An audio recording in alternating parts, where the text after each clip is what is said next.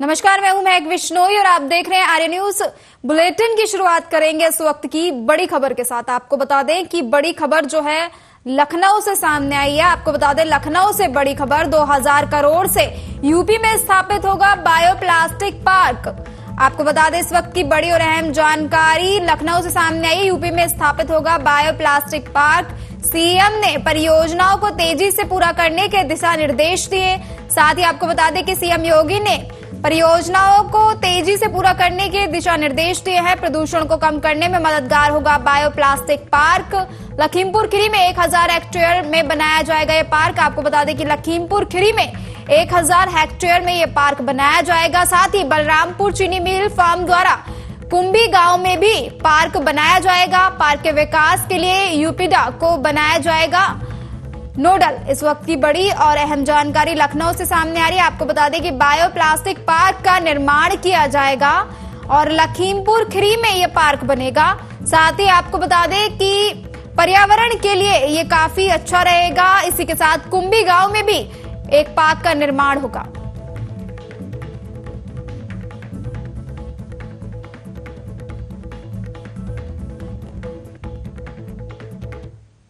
और कड़ी सुरक्षा व्यवस्था के बीच अमरनाथ तीर्थयात्रियों का पहला जत्था जम्मू से कश्मीर के 2 आधार शिविरों के लिए रवाना हुआ, जो इस साल की तीर्थ यात्रा की शुरुआत का संकेत है। साथ ही उधमपुर जिले में जम्मू श्रीनगर राष्ट्रीय राजमार्ग NH 44 पर सुरक्षा व्यवस्था कड़ी कर दी गई है। खासकर श्री अमरनाथ जी यात्रा के पहले आधार शिविर टिकरी के मंथल इलाके में काली माता मंदिर के पास सुरक्षा बढ़ाई गई। भारी संख्या में सुरक्षा बलों की तैनाती की गई है।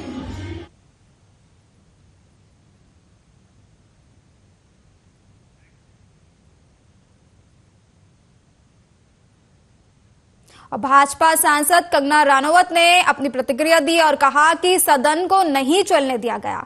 आपने देखा कि विपक्षी सांसदों का आचरण किस तरीके का था।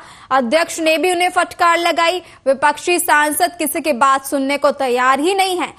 हम भी जो है पहली बार आए हैं तो हम देखकर घबरा गए कि आखिर ऐसा क्या हो गया। यह देखकर बुरा लगा कि उन्होंने किसी की बात को नहीं माना, ना ही किसी को बात करने दी। हाँ जी, देखा आपने किस तरह से उन लोगों ने वहाँ पे उनका आचरण किस तरह का था और अध्यक्ष महोदय जी ने भी उनको काफी फटकार लगाई कि आप लोग जैसा लगता है जैसे सड़क और सदन का जो विद्रोह होता है उसमें कुछ फर्क होता है, लेकिन लगता है वो किसी की बात सुनने को तैयार ही नहीं है। एकदम हम लोग भी क्योंकि पहली बार आए हैं तो हम भी घबरा गए कि ऐसा क्या हो गया, इतना ज्यादा चिल्लाना चीखना। ऐसा लगा कि वो वहाँ बीच में आके जो है वेल क्या कहते हैं उसे उधर आके जो है वो ऐसा लगा अटैक करने वाले हैं। तो हम तो बिल्कुल, हमारा तो पहली टाइम है, पर ये देख के काफी बुरा लगा कि उन्होंने किसी को भी बात नहीं करने दी और जिस पर राष्ट्रपति जी के भाषण पर जो है वो चर्चा करनी थी उसको तो भूलकर वो अपनी ही जो है वहां पे मनमानी कर रहे थे। तो पता नहीं कैसे एक पहले भी छोटा ब्रेक लिया, उसके बाद भी उन्होंने जो है बहुत एक मुझे नहीं लगता और शिवसेना यूबीटी की राज्यसभा सांसद प्रियंका चतुर्वेदी ने कहा, यह देखकर बेहद दुख हुआ है कि जनता के पैसों से जनता के लिए जो इंफ्रास्ट्रक्चर तैयार किए जाते हैं और उसे जनता की सुरक्षा को ध्यान में रखकर बनाया जाएगा, आज वही चीजें गिर रही हैं और एक व्यक्ति की मृत्यु भी हो गई। जल्दबाजी में जो काम होता है यह उसका एक उदाहरण है। किसने कब इसे बनाया इस समय वह जरूरी नहीं, बल्कि एयरपोर्ट अथॉरिटी जिन्हें पैसे दिए गए और उनसे सुरक्षा के विषय में पूछना चाहिए। अगर यह 2009 में भी तैयार हुआ था तो 100 साल चलना चाहिए था। बहुत ही दुख हुआ ये सुनकर देखकर कि पब्लिक इंफ्रास्ट्रक्चर जो देश की टैक्स पेइंग जनता बनाती है, इस उम्मीद से बनता है कि पब्लिक सेफ्टी को ध्यान दिया जाएगा। आज वही पहली बारिश में इस तरीके से चिरमिराकर गिर गया है और एक की हत्या हो गई है। तो दिखाता है कि कहीं हम रिबन काटने के चक्कर में हम इंफ्रास्ट्रक्चर के साथ कॉम्प्रोमाइज कर रहे हैं। ये जो आदत पड़ गई है कि इलेक्शन से पहले हमें सारे रिबन काटने हैं या जल्दबाजी में काम होता है पब्लिक सेफ्टी को दरकिनार कर, ये उसका एक उदाहरण है। ये है और एक जो जबलपुर में हुआ है वो। अरे ये बात किसने क्या किया था, ये दुर्भाग्यपूर्ण है कि वो इसमें इंडल्ज कर रहे हैं। मंत्री की सबसे पहली जिम्मेदारी है कि जो एयरपोर्ट जिसको दिया हुआ है उससे जिम्मेदारी तय करें, उनसे पूछें कि इतना आपको पैसा दिया जाता है। पैसेंजर फीस, हमारी हर फ्लाइट की टिकट पे हेवी पैसेंजर फीस लगती है, उसके बारे में चर्चा करें। ये बचाव में गिर पड़े हैं, ये दुखदाई है। 2009 में भी बना था ना, तो ये 100 साल चलना था। ऐसा इंफ्रास्ट्रक्चर देश को चाहिए। देश को वो इंफ्रास्ट्रक्चर नहीं चाहिए जहां पे राजनीतिक ब्लेम गेम चले। मैं इसलिए बोल रही हूं, इंफ्रास्ट्रक्चर प्रोजेक्ट्स को जनता की सेफ्टी से जोड़कर रखना चाहिए, ना कि राजनीति से। इसलिए रिबन कटिंग। और श्री अमरनाथ यात्रा 2024 को लेकर श्री काली माता मंदिर में खास प्रबंध किए गए। आपको बता दें कि उधमपुर में दिव्य वातावरण बनाए रखने के अपने प्रयास में जिला सूचना कार्यालय ने भक्ति और सांस्कृतिक कार्यक्रमों की एक श्रृंखला का आयोजन किया। इस कार्यक्रम में यात्रा के लिए पहले जत्थे में आए श्रद्धालुओं की उत्साहपूर्वक भागीदारी देखी गई। इस दौरान भव्य नृत्य कार्यक्रम की भी प्रस्तुति की गई।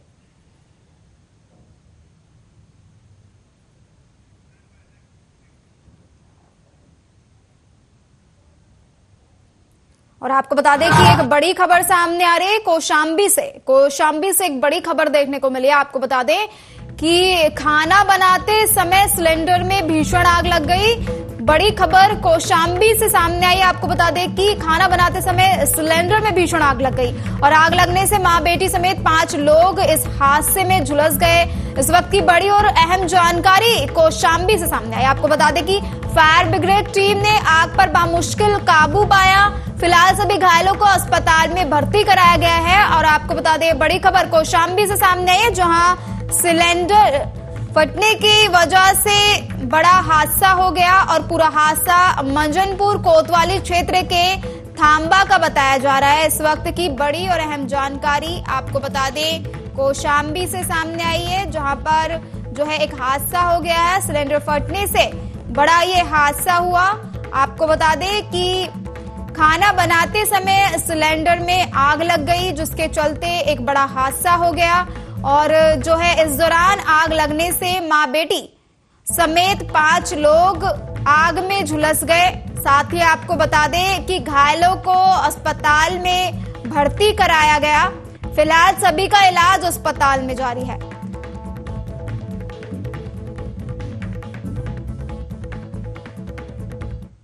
और आईजीआई एयरपोर्ट टर्मिनल 1 की छत गिरने की घटना पर कांग्रेस नेता राजेश शुक्ला ने प्रतिक्रिया दी और कहा कि दुर्भाग्यपूर्ण घटना है। हाल ही में एयरपोर्ट का निर्माण हुआ है। अगर पहली ही बारिश में यह हालत है, इसका मतलब निर्माण कार्य बहुत खराब स्तर का है। सरकार को तत्काल कार्रवाई करनी चाहिए और यात्रियों की सुरक्षा का प्रबंध भी करना चाहिए। बहुत दुर्भाग्यपूर्ण घटना है, क्योंकि अभी हाल में एयरपोर्ट बने हैं, इनके उद्घाटन हुए हैं और अगर पहली बारिश में हाल है तो इसका मतलब कि जो कंस्ट्रक्शन है, जो निर्माण कार्य है, बहुत घटिया दर्जे का है।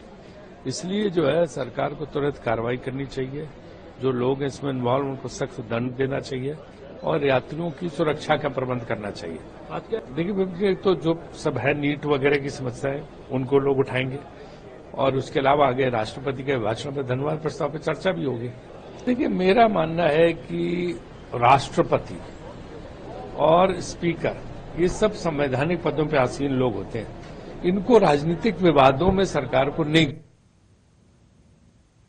और इसी के साथ आपको बता दें कि यूपी के रायबरेली में किसानों की समस्याओं को लेकर एमएलए ने बैठक की।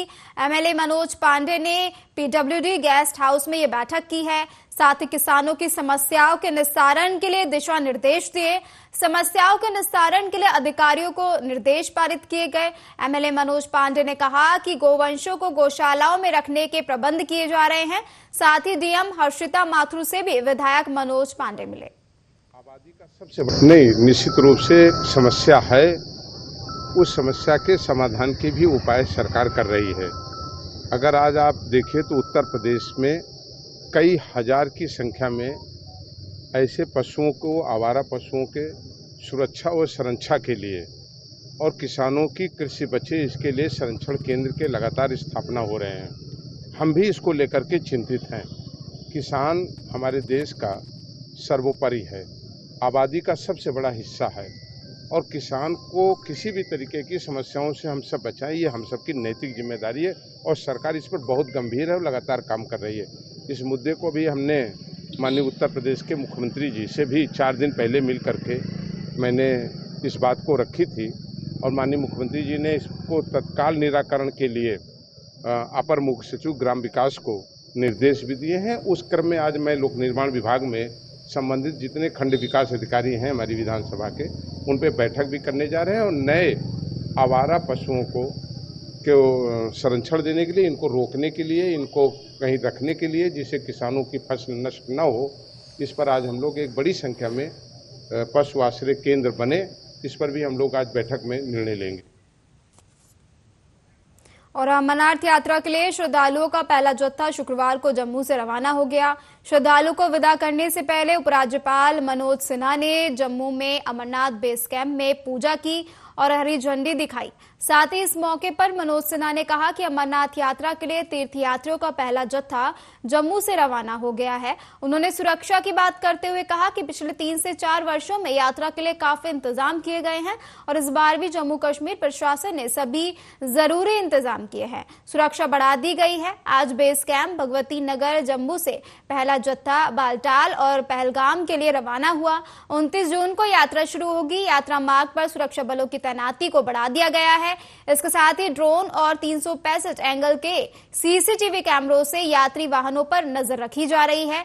जम्मू श्रीनगर हाईवे पर हर 500 मीटर और 1 किलोमीटर की दूरी पर सुरक्षा चौकियां स्थापित की गई हैं। अमरनाथ यात्रा के लिए तीर्थयात्री काफी उत्साहित हैं। यात्रियों ने कहा कि हम पहली बार यात्रा करने आए हैं, हमें बाबा ने बुलाया है और हम लोगों को भी कहना चाहते हैं कि बेफिक्र होकर बाबा के दर्शन करने आए। यात्रा को हरी झंडी दिखाने से एक दिन पहले यानी 27 जून को उपराज्यपाल मनोज सिन्हा ने यात्रा के सुरक्षा इंतजाम को लेकर एक मीटिंग की थी, जिसमें सुनिश्चित किया गया था कि यात्रा के दौरान हर तरह की सुरक्षा के पुख्ता इंतजाम हो। साथ ही डॉक्टर, नर्स और राहत और बचाव की टीम भी तैनात हो। यह भी सुनिश्चित किया गया कि उपराज्यपाल ने कहा कि तीर्थयात्री जम्मू कश्मीर के बॉर्डर के ब्रांड एम्बेसडर हैं। यहाँ गवर्नमेंट की सैन बोर्ड की जो व्यवस्था है बहुत लाजवाब व्यवस्था है और सिक्योरिटी तो कुछ कहना ही क्या है, बहुत लाजवाब सिक्योरिटी है। 10 मिनट भी नहीं लगे मुश्किल से। और हमारे RFID कार्ड में बहुत इजीली जो अगर हम RFID हमारा परमिट कार्ड मोबाइल में है तो इन लोग इतने हेल्पफुल है कि ऐसा नहीं, मोबाइल से भी हमारा काम हो रहा है, बस पेपर देख के और तुरंत काम हो रहा है। 5 मिनट भी नहीं लगे हमारा RFID में। जो भी पर्सन है वो सारे हेल्पफुल है। अभी लोगों को क्या कहना चाहेंगे, क्या मैसेज देना चाहेंगे? हम लोग कहते हैं बेझिझक मन से दौड़े आओ, सब बहुत चल आओ, कोई दिक्कत नहीं है, निडर होके आओ और जय बाबा की बोलते हुए आओ और हंसते गाते हुए आओ, बाबा के प्रेम से दर्शन करो। और आपको बता दें कि रायबरेली के जिला अस्पताल को बड़ी सौगात मिली। जिलाधिकारी हर्षिता माथुर ने ब्लड बैंक में करोड़ों की लागत से बने ब्लड सेपरेटर कंपोनेंट यूनिट का उद्घाटन किया। अस्पताल में भर्ती मरीजों को सुविधा मिलेगी। इस ब्लड सेपरेटर कंपोनेंट यूनिट से डेंगू मरीजों को मिलने वाली प्लेटलेट्स के लिए उनको प्राइवेट लैबों के चक्कर नहीं काटने पड़ेंगे। अब प्लेटलेट्स जिला अस्पताल के ब्लड बैंक से ही मरीज प्राप्त कर पाएंगे। ब्लड कंपोनेंट सेपरेटर यूनिट का यहाँ अनावरण किया गया है और इसे विशेष रूप से हमारे जो अनीमिक मरीज हैं या जिनका डेंगू के बुखार का इलाज चल रहा है, साथ ही जिसकी प्लेटलेट से संबंधी आवश्यकताएं हैं, उन सभी मरीजों को इन मशीनों के माध्यम से, ये आधुनिक मशीनें यहाँ पर लगाई गई हैं। इसको Uttar Pradesh medical supply corporation के माध्यम से हमको प्राप्त कराया गया है। अब इनके माध्यम से उनको बेहतर सुविधाएं मिलेंगी। इसमें मैं ये भी कहना चाहूँगी कि इस पूरी प्रक्रिया को पूरा कराने में विशेष योगदान हमारे CMS साहब का रहा है। उन्होंने मेहनत की है और उसको फॉलो अप करके परस्यू करा के इन सुविधाओं को यहाँ पर शुरू कर। और यूपी के अलीगढ़ के SSP कार्यालय में समाजवादी पार्टी के नेता अज्जू इशाक के खिलाफ मुकदमे को वापस लेने के लिए पार्टी कार्यकर्ताओं ने प्रदर्शन किया। इस दौरान पूर्व विधायक ठाकुर राकेश सिंह मौजूद रहे। इसके बाद सपा नेताओं ने SP ग्रामीण पलाश बंसल से मुलाकात की और मुकदमा वापस लेने की मांग की है। उनका कहना है कि अज्जू इशाक के बयान को गलत तरीके से पेश किया गया है। SP ग्रामीण ने मामले की जांच की बात कही है। मामू भांजा इलाके में हुई मोहम्मद फरीद उर्फ औरंगजेब की मौत के बाद समाजवादी पार्टी के नेता मौके पर पहुंच गए थे। उन्होंने आरोपियों के खिलाफ कार्रवाई की मांग की थी। सपा के पूर्व प्रत्याशी और पूर्व महानगर अध्यक्ष अज्जू भी यहां पहुंचे थे।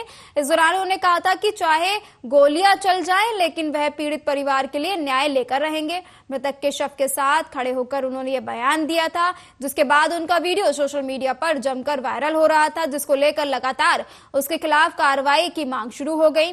अब उनके खिलाफ मुकदमा दर्ज किया गया है। वहीं SP ग्रामीण पलाश बंसल ने बताया कि समाजवादी पार्टी की ओर से ज्ञापन दिया गया है। ज्ञापन के आधार पर मामले की जांच की जाएगी। 2 दिन पहले इस टाइप की घटना पिछले दिनों एक हत्या हुई वो बेहद दुखद और दुर्भाग्यपूर्ण है। इस हत्या में जो लोग भी दोषी हैं, पूरी समाजवादी पार्टी। ये घटना हुई थी कुछ दिन पहले माऊ भांजा चौराहे, उसी के संदर्भ में मुकदमा लिखा गया था गांधी पार्क में। उसी के संदर्भ में आज सभा डेलीगेशन आई थी, उनके द्वारा ज्ञापन दिया गया और ज्ञापन में कुछ उनकी मांगे की गई है कि सभी तथ्यों को इन्वॉल्व करके योजना का गुणवत्ता। किस तरह की मांगे उन्होंने कहा है?